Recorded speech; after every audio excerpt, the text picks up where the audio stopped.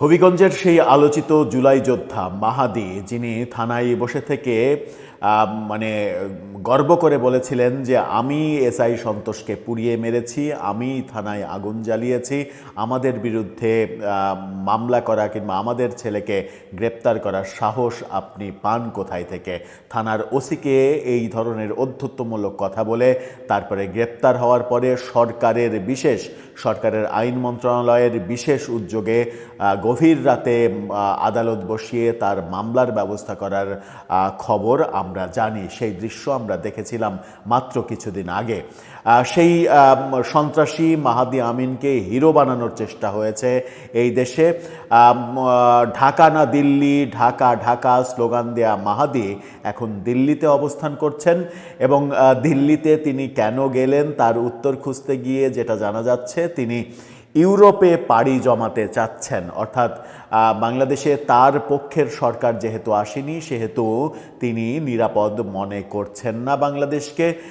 ইউরোপে পাড়ি জমানোর জন্য দিল্লিতে গেছেন ইউরোপীয় একটা দেশের যে হাই কমিশন, সেখানে সাক্ষাৎকার দিতে, এবং সেখানে যাওয়ার ব্যাপারে একটা ভিডিও সামাজিক যোগাযোগ মাধ্যমে ভাইরাল হয়েছে। পরবর্তীতে জানা গেল যে ভিডিওটা সত্য।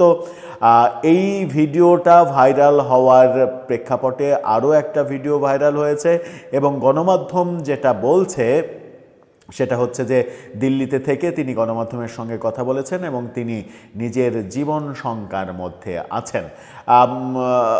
রাগ অনেকের থাকতে পারে, আওয়ামীপন্থী অনেকেরই রাগ থাকতে পারে, কিন্তু আমরা অন্তত এই প্রতিশোধ পরায়ণতা কিংবা প্রতিশোধ স্পৃহা এই ব্যাপারগুলোকে সমর্থন করতে চায় না। চলুন দিল্লিতে কি হচ্ছে, কেন মাহাদি দিল্লি গেলেন, ঢাকা না দিল্লি, দিল্লি ঢাকা ঢাকা এই স্লোগান দেয়া মাহাদিরা দিল্লিতে কেন যাবেন? প্রয়োজনে ইউরোপে যাবেন না, তবুও দিল্লিতে কেন যাবেন? সেই প্রশ্নের উত্তর খুঁজি।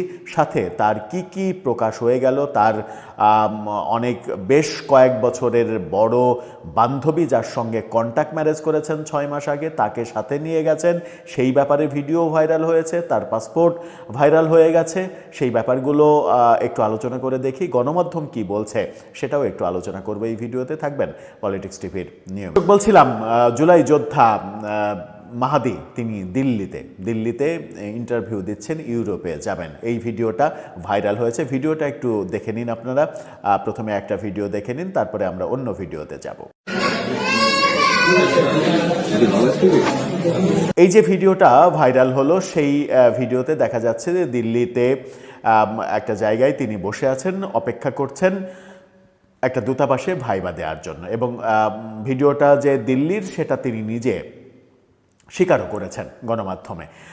ইন্টারেস্টিংলি আর একটা ভিডিও ভাইরাল হয়েছে, সেখানে দেখা যাচ্ছে যে তার কন্ট্যাক্ট বউ, মানে বাংলাদেশে কন্ট্যাক্ট ম্যারেজ করা যায় এটাও একটা হাস্যকর ব্যাপার। তার কন্ট্যাক্টে বিয়ে করা বউ, যিনি তার চাইতে বয়সে বেশ 7-8 বছরের বড় বলে প্রচার হচ্ছে, এবং তাকে সহ নিয়ে গেছে। তার একটা ছোট্ট সাক্ষাৎকারের ভিডিও সামাজিক যোগাযোগ মাধ্যমে ছড়িয়ে পড়েছে, সেটাও একটু দেখে নিন। মেয়েদের কি হয় আপনি? হাজব্যান্ড ওয়াইফ, এটাই তো সত্যি? কন্ট্যাক্ট ম্যারেজ করেছেন? এই যে ভিডিওগুলো ছড়িয়ে পড়লো, সাথে মাহাদিকে কেন্দ্র করে বিভিন্ন ফটোকার্ড, তার পাসপোর্ট, এগুলোও ছড়িয়ে পড়েছে। তার পাসপোর্টের কপি যেটা ছড়িয়ে পড়েছে, আমি জানি না সত্য মিথ্যা, সেটা একটু দেখে নিতে পারেন আপনারা। সেই পাসপোর্টের পরে আপনারা একটা ফটোকার্ড দেখে নিতে পারেন, যে ফটোকার্ডটা ব্যাপকভাবে প্রচার করা হচ্ছে। সম্ভবত আওয়ামী অ্যাক্টিভিস্টরা এই ফটোকার্ড প্রচার করছে। এসআই সন্তোষের ছবি এবং মাহাদি আমিনের ছবি লাল বৃত্ত দিয়ে এখানে লেখা, এসআই সন্তোষ হত্যাকারী, বানিয়াচং থানা পুড়িয়ে দেওয়া, জুলাই জঙ্গি মাহাদি ভারতে পালাচ্ছে, প্রশাসনের দৃষ্টি আকর্ষণ করছে। মানে আওয়ামী অ্যাক্টিভিস্টরা তাকে জঙ্গি হিসেবে, সন্ত্রাসী হিসেবে আখ্যা দিচ্ছে। কিন্তু গণমাধ্যম কি বলছে? গণমাধ্যম বলছে তার উপরে প্রতিশোধ নেওয়ার প্রক্রিয়া চলছে। আমরা কোনোভাবেই সেই প্রক্রিয়াকে সমর্থন করতে পারি না। যে যত বড় অপরাধী আপনার দৃষ্টিতে হন না কেন, তিনি যদি সত্যিই অপরাধী হন, তাহলে আইনের মাধ্যমে তার বিচার হবে, কিন্তু কোনোভাবেই তার উপরে প্রতিশোধ নেয়ার ব্যাপারটা, বাংলাদেশে যে প্রতিশোধ এবং হিংসার রাজনীতি শুরু হয়েছে এবং প্রফেসর ইউনূসের সরকার এটা শুরু করেছেন, সেই প্রক্রিয়াকে কোনোভাবেই সমর্থন করা যায় না। গণমাধ্যম জাগো নিউজ 24 কি বলছে দেখুন। জাগো নিউজ বলছে, দিল্লি ভিএফএস সেন্টার থেকে মাহাদির ভিডিও ধারণ করে ফেসবুকে পোস্ট, হুমকি। সেখানে দুইটা পোস্টও দেয়া হয়েছে। এই ব্যাপারে তারা বলছে যে বৈষম্যবিরোধী ছাত্র আন্দোলনের হবিগঞ্জ জেলা শাখার সদস্য সচিব মাহাদি হাসান বর্তমানে ভারতের দিল্লিতে অবস্থান করছেন। গতকালকে দুপুরে সেখানে তার অজ্ঞাতে ভিডিও ধারণ করে সামাজিক যোগাযোগ মাধ্যমে পোস্ট করা হয়েছে। ভারতের ক্ষমতাসীন দল বিজেপি এবং পলাতক আওয়ামী লীগের সংশ্লিষ্ট বিভিন্ন অ্যাকাউন্ট থেকে এগুলো প্রচার করা হচ্ছে। এসব পোস্টে মাহাদির নাম উল্লেখ করে তাকে জুলাইয়ের আত্মস্বীকৃত খুনি বলে প্রচার করা হচ্ছে এবং একই সঙ্গে হুমকি দেয়া হচ্ছে। একই সঙ্গে তার মোবাইলেও হুমকি আসছে বলে তিনি ঢাকাভিত্তিক ডিজিটাল অনুসন্ধান সংবাদ মাধ্যম দ্য ডিসেন্টকে জানিয়েছেন।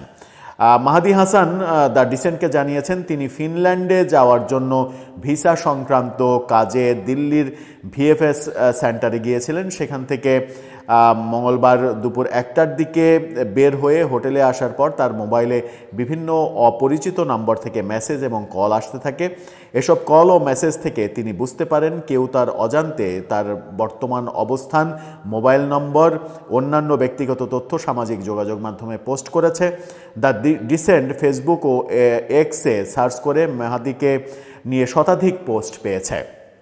বেশিরভাগ পোস্টেই একটি ভিডিও যুক্ত করা হয়েছে যেখানে দেখা যাচ্ছে মাহাদি একটি চেয়ারে বসে আছেন। ভিডিওটি মাহাদির পেছনে থাকা কেউ ধারণ করেছে, যেটা আপনাদেরকে দেখালাম।